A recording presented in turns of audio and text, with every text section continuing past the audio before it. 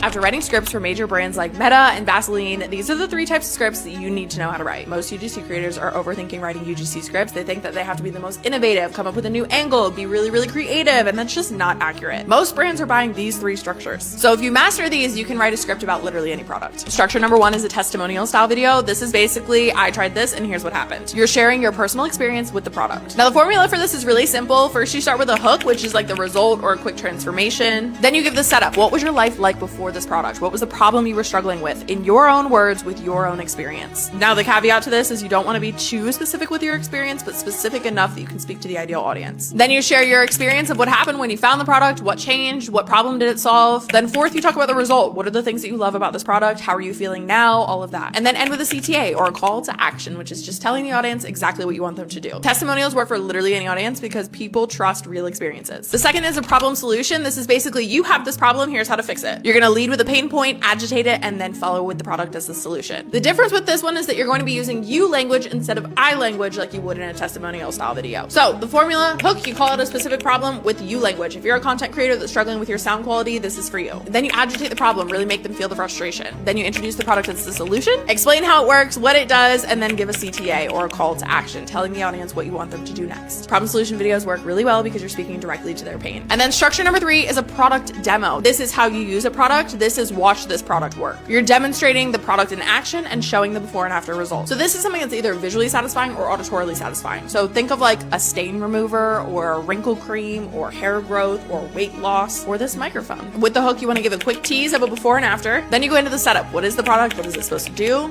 Next is the demo. This is showing the product being used and showing the actual before and afters. Then you follow with the benefits. What does this mean for them? Why should they care? Why should they like this better than other products? And then again, end with a CTA. Product demos work really well because people want to see the product in action. Once you've mastered these 3 scripts, you can literally write a script for anything.